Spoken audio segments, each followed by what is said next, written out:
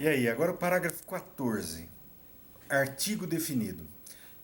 Ao contrário do português, os substantivos hebraicos são naturalmente indefinidos.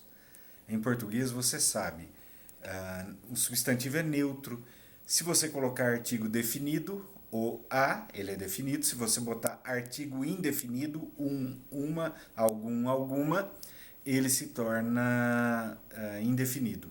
Em hebraico, não, ele já é naturalmente indefinido. Só existe artigo definido.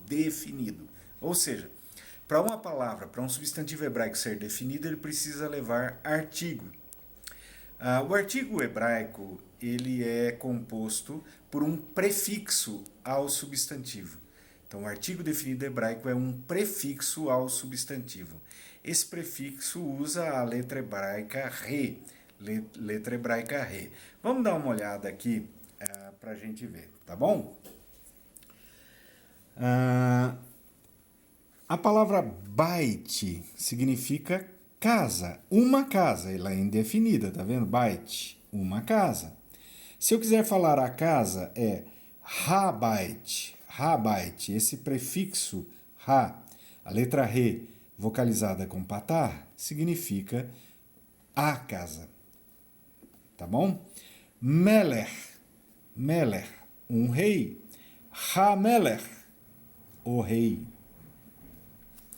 Nar, um jovem. Hanar, o jovem. Deixha eu dar uma dica que já deveria ter dado talvez. Tá vendo esse sinalzinho aqui?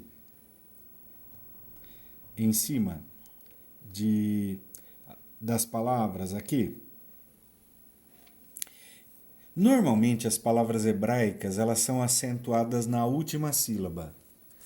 Porém, quando houver este sinalzinho aqui, elas serão acentuadas na penúltima sílaba. Ou seja, a maioria das palavras hebraicas são oxítonas, acentuadas na última sílaba. Porém, algumas são paroxítonas, na penúltima. Quando elas forem acentuadas na penúltima, haverá esse sinalzinho aqui na lição do Lambdin para indicar para você que essa palavra é acentuada na penúltima sílaba, tá bom? Ou seja, essas palavras todas estão recordando bait, uma casa, habait, a casa, nar, um jovem, hanar, o jovem, melech, um rei, hamelech, o rei. São palavras que usam o artigo definido. Se você percebeu, dá uma olhadinha aqui, vamos dar uma outra olhada. Em byte não dá para a gente perceber porque byte já tem o dagesh para dizer que o bet tem som de B. Tá bom? Mas aqui nar não tem. Quando ela recebe o artigo definido, ela passa a receber o dagesh. No segundo uso do dagesh, lembra que eu falei, o primeiro uso do dagesh é aquele do som de algumas letras que se tornam diferentes com ou sem dagesh. O segundo uso do dagesh é para duplicar a palavra. Se você olhar aqui, você vai ver na transcrição que o nun está transcrito duas vezes, está vendo? Por causa do dagesh. É como se houvesse dois nuns. A mesma coisa melech, que não tem dagesh, e quando recebe o artigo definido passa a ter o dagesh e também, veja, duas vezes transcrito o men aqui para mostrar que esse men ele foi duplicado, geminado, tá bom? Geminado.